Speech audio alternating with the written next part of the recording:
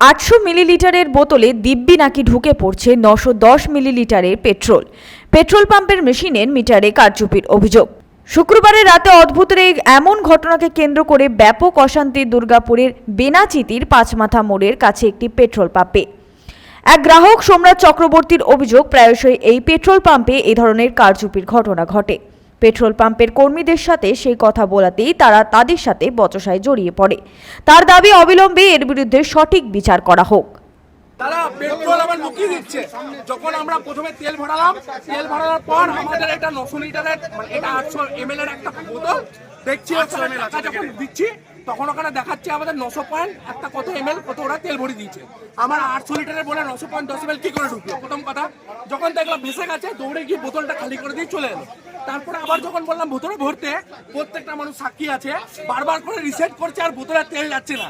তো এই জিনিসটা করে এরা কি করছে, সেন্ট্রাল গভর্নমেন্টের থেকে চুরি করছে আর রাজ্য সরকার আমরা দোষ দিচ্ছে। এই মানুষগুলোর জন্য আজকে এত মানুষের কাছ থেকে হাজার হাজার টাকা লোটা যাচ্ছে।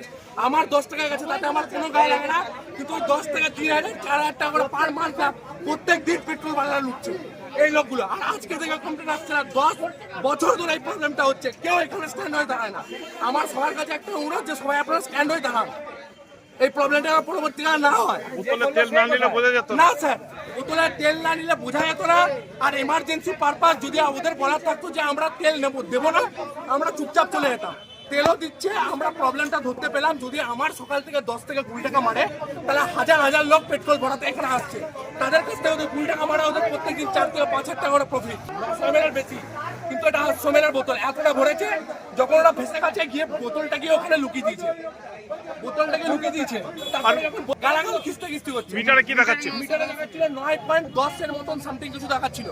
অলরেডি আমি যে টাকাটা দিয়েছিলাম তার অলরেডি বোতল ফুল হয়ে যাবার কথা, এইখানে আপনার তেলটা দেখাচ্ছিল এই জায়গাটা। তারপর যখন দেখে ধরা পড়ে গেছে, যখন গিয়ে পেট্রোল পাম্পের জায়গায় গিয়ে ভুল করে তেলটাকে ভরে দিল। তারপরে যখন আমরা ধরলাম সবাই মিলে, তখন গিয়ে আবার ওখানে রিসেট করছে। প্রত্যেকটা মানুষ দেখেছে 6 বার। আমরা চাইছি যেন প্রত্যেক বছর এইটা প্রবলেম হয়, প্রত্যেকটা মানুষ এখানে এসে কমপ্লেন হয়। এদের কোনো পুঁজিপতি বা কোনো পিছনের কোনো হাত আছে, এই কারণে পেট্রোল পাম্পের মানুষগুলো না বেশি চুবড়ে ওঠে। খবর পেয়ে ঘটনাস্থলে ছুটে আসে পুলিশ এবং পরিস্থিতি নিয়ন্ত্রণের চেষ্টা করে।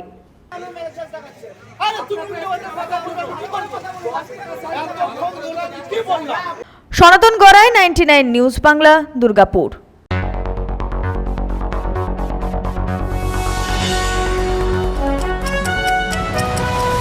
আপনারা দেখছেন 99 নিউজ বাংলা।